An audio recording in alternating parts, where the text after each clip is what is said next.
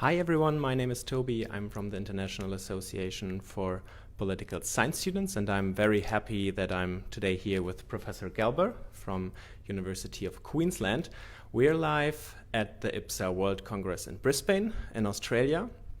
And Professor Gelber is not only from Queensland, but she's also chair of the local organizing committee here at the IAPSS World Congress. Yes. So welcome here. Thank you very much. We want to talk today about free speech after 9/11. Yes. And first of all, because that was something that struck me the most while preparing, free speech basically exists as a legal term, it's a political science term, it's a philosophical term. What distinguishes this term in different disciplines from each other? Well, that's a very good question. When I was a PhD student, and people used to, you go to parties and people say, what's your PhD about? And I had the two-word answer, which was free speech. And it always generated a response because people thought they knew what my PhD topic was about because everybody has a different understanding of free speech. So my work it is interdisciplinary and it tries to cross those boundaries. So I look at free speech as a legal category. I've focused primarily on the United States, the United Kingdom and Australia, and looked at the different ways in which those countries have set up parameters around how free speech will be protected and the scope of the protection of freedom of speech. And it's actually remarkably different in those three countries because in the United States you have the First Amendment, which is the strongest free speech protection in the world. In the United Kingdom you have a common law tradition of free speech, but since the introduction of the Human Rights Act you have explicit statutory protection for freedom of speech, combined with recognition that there are limits that can be imposed on that. And in Australia you have, institutionally at least, the weakest level of protection for freedom of speech legally, because there's no explicit constitutional protection. There's an implied protection in the Constitution, but it's not very strong, and there's no explicit statutory protection of freedom of speech in federal law either. So you have very, very different mechanisms, and that's one of the things that I find interesting about this topic, even legally. And then philosophically, you've got the dominant philosophical arguments in favour of free speech find it very hard to justify limiting free speech, which is really interesting to me because from a policy perspective, free speech is routinely limited all around the world. So we have this disjuncture between the philosophy of free speech on the one hand and the law of free speech on the other. And within both of those categories, we have enormous diversity of views. So I find this topic endlessly fascinating. And so what exactly does motivate you? What is the approach from these different approaches that you are working on mostly? So my view of freedom of speech is that it deserves absolutely robust protection due primarily to the democratic arguments. So there's a variety of arguments in defence of free speech. The argument from truth, for example, that the best thing to do is get your ideas out there into the marketplace and have active competition, and then that way the best views will emerge. There's an argument from rights. People have an intrinsic right. There's an argument from self-development. And actually my arguments, I use a capabilities theory derived from Martha Nussbaum's version of capabilities theory, and I merge it with a Habermasian view of public discourse, and I've developed an argument that says that freedom of speech is absolutely intrinsically important to democracy, but it's important to democracy because it is the way that individuals instantiate democracy. Democracy happens through individuals participating in activities that allow them to understand the society in which they live, be critical of it, and actively participate in decisions that materially affect their lives.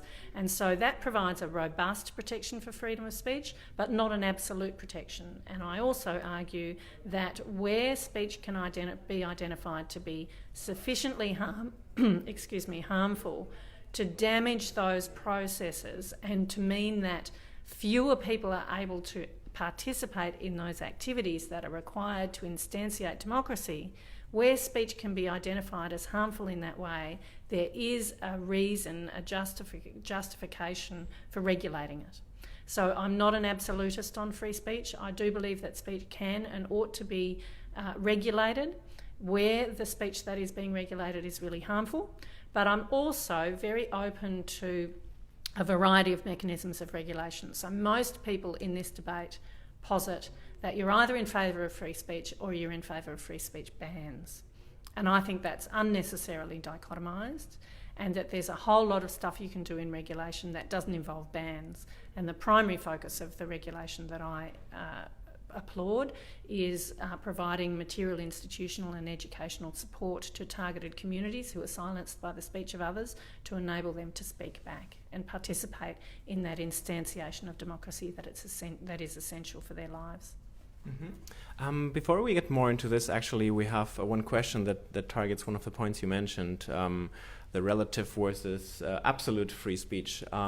Sofiane is asking us, are there borders to the freedom of speech? So you have already said yes to some degree. What are those borders?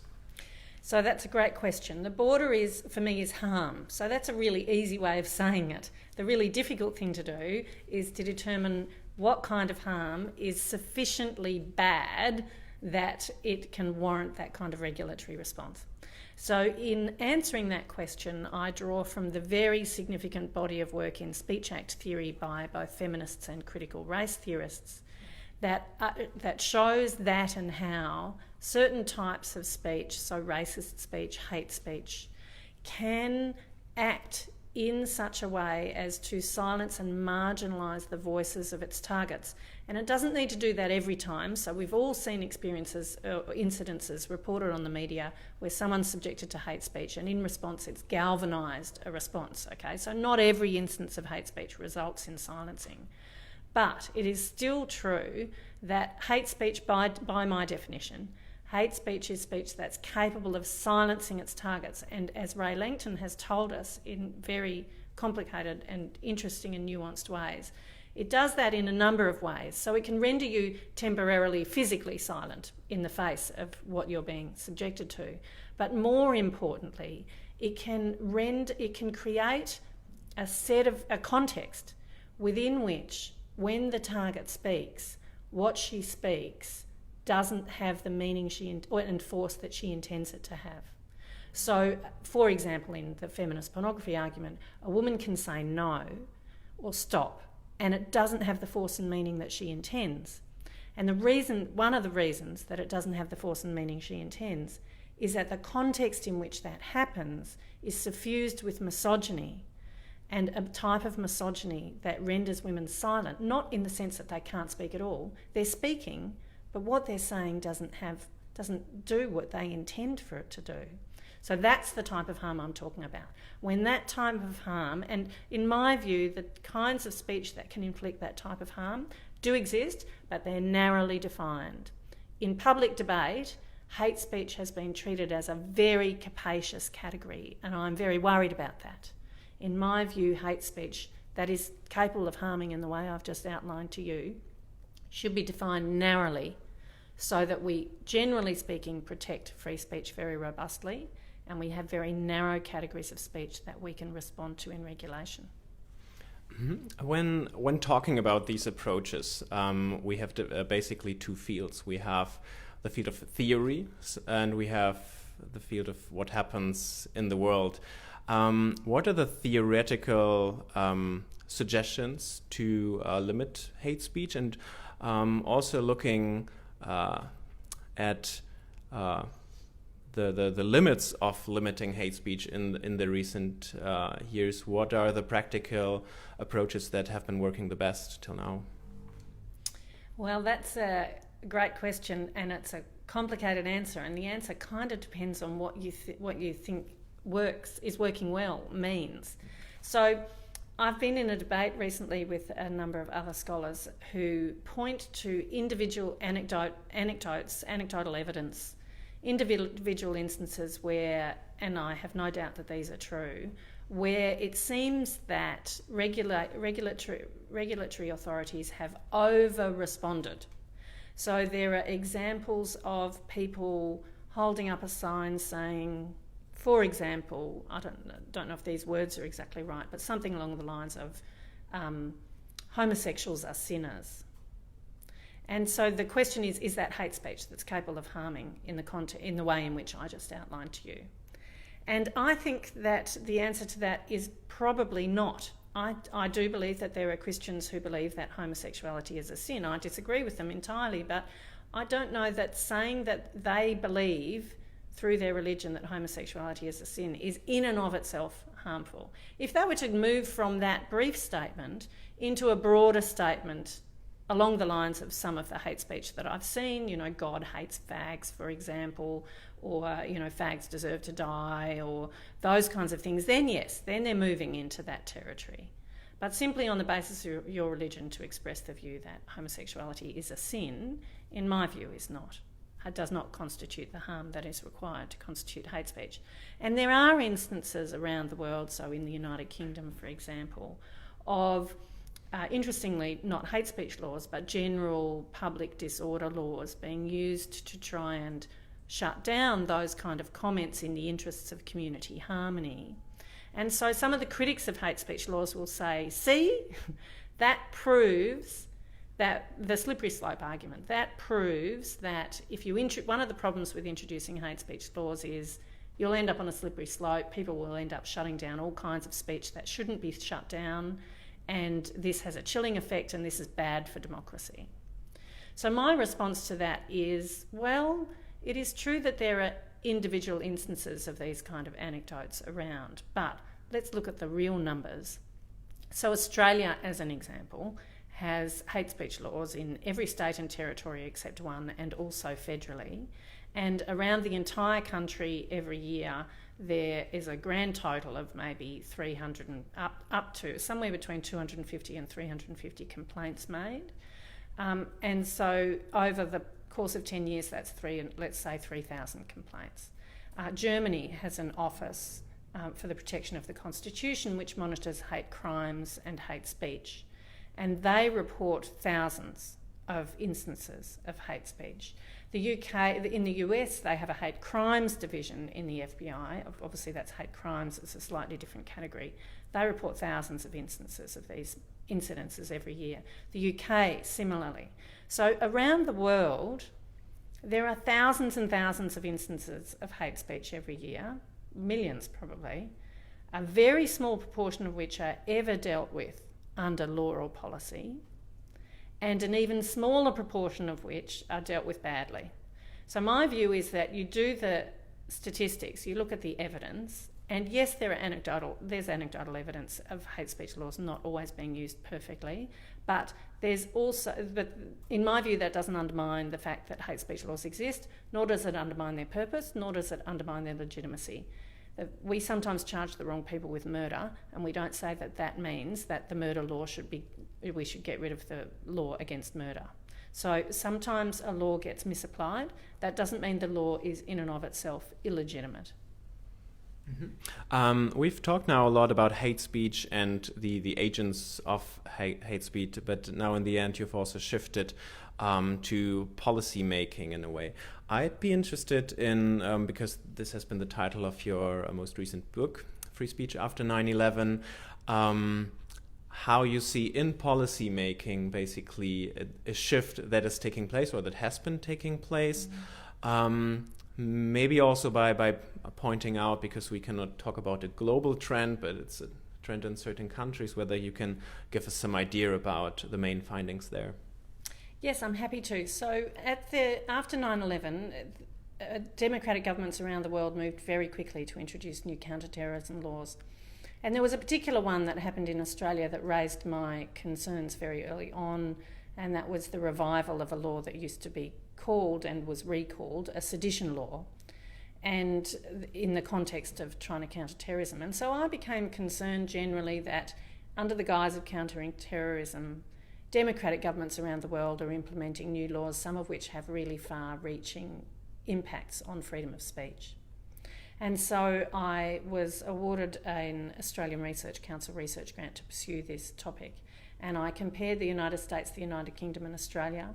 And I looked at a variety of different mechanisms, including gag orders imposed on either terrorist suspects or associates of terrorist suspects, and how terrorism was defined, which both in the UK and Australia does implicate freedom of speech.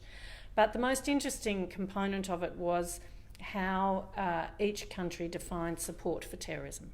And in each of the three countries, in spite of the very different backgrounds of free speech protection that I spoke about right at the beginning of the interview, in each of the three countries, so the way that support for terrorism was defined came to include speech-based activities, purely speech-based activities.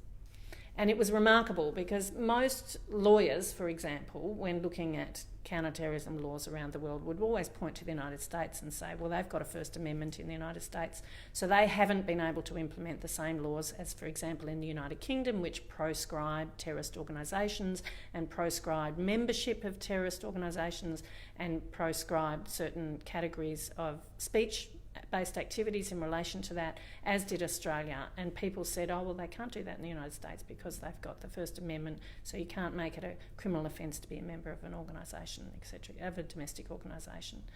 And my research showed that that conclusion was paying too much attention to the form over the content. So what they did do in the United States is amend, in the Patriot Act, they amended an existing material support provision which made it a crime to provide material support for terrorists, and you would normally think material support would amount to giving them money or equipment or those kind of things. But they amended the material support provision to make it a crime to provide expert advice to designated foreign terrorist organisations. And this, to cut a very long story short, this was challenged in the Supreme Court, and the Supreme Court was told, so the arguments in front of the Supreme Court by the government were, we regard advice in much the same way as any type of other support that you can give a designated foreign terrorist organisation. And even if somebody is advising an organisation not to engage in violence, we still think that that might free up resources somewhere else in the organisation to pursue terrorism. And the people who brought this case to the Supreme Court were, they called the Humanitarian Law Project, and they were working with Tamil groups and Kurdish groups, and they were trying to work with them to encourage them to use international human rights law to resolve their differences and to discourage them from using violence. And the government said, but they said, we think this is still caught by the material support provision because of how it's worded. And the government argued and said, but we don't care that they're trying to dissuade them from using violence. The fact is they're talking to them, and we don't want them talking to them because that might free up resources somewhere else in the organisation. And the Supreme Court sided with the executive and said, if the government believes that this constitutes a form of material support, then okay, this constitutes a form of material support.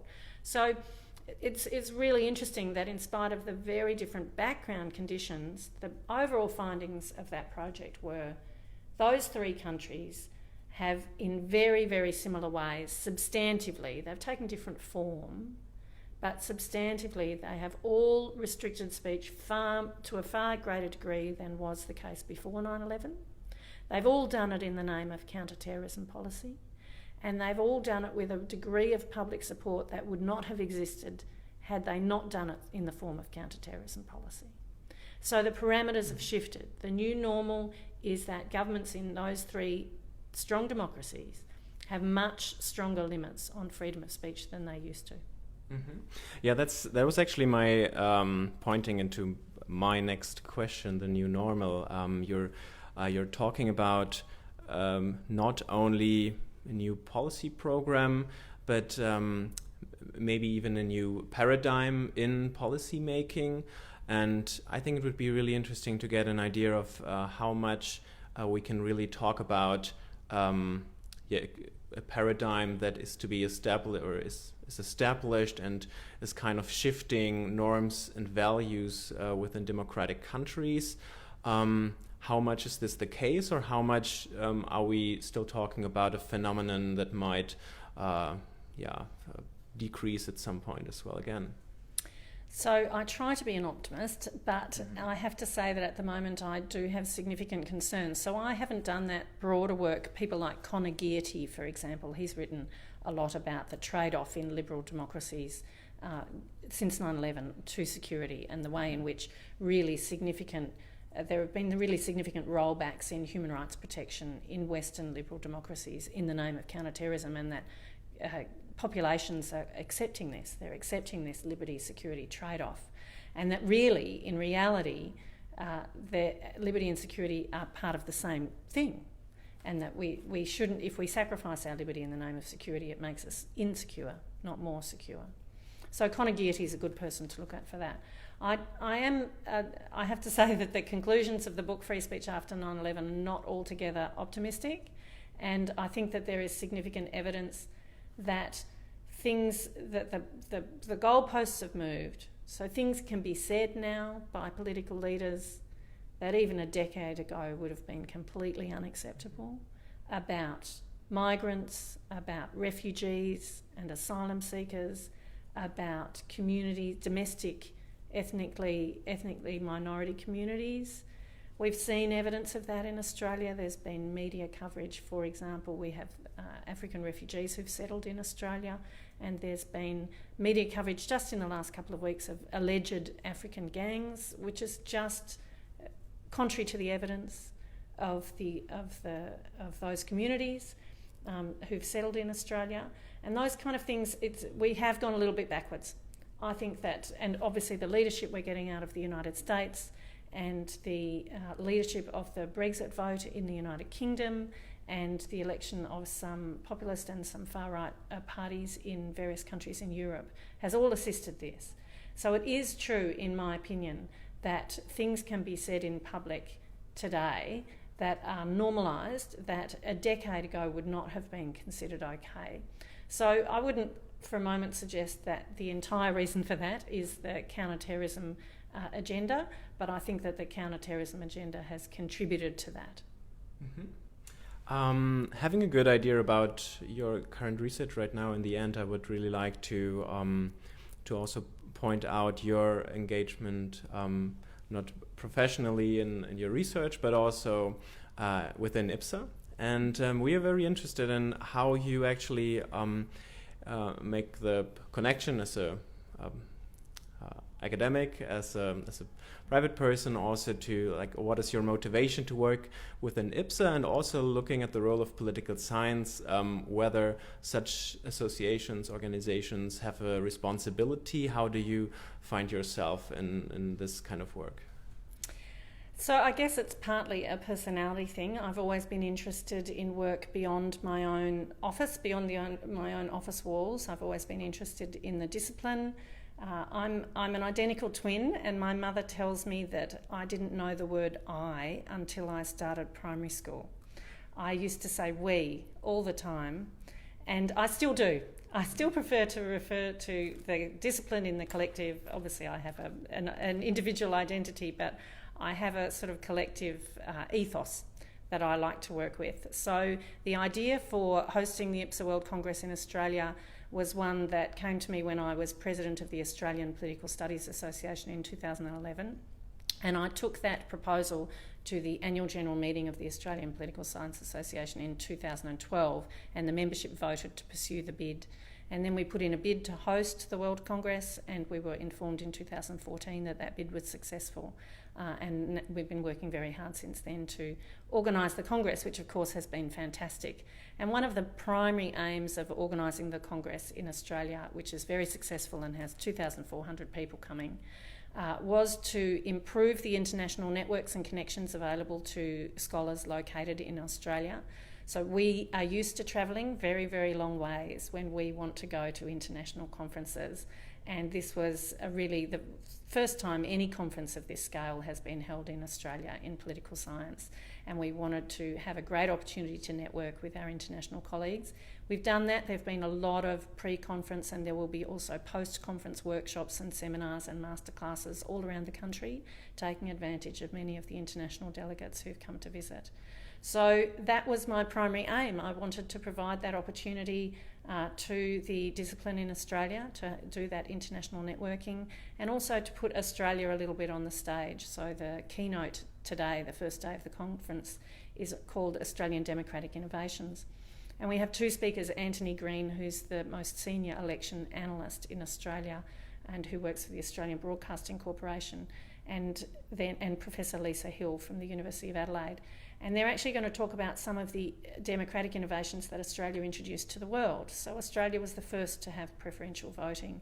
Australia was the first to have secret ballots, for example.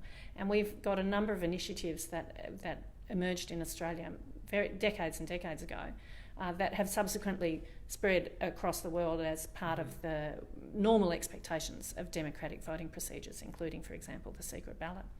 So we're very pleased to be able to do that, and I've enjoyed being able to facilitate that interaction.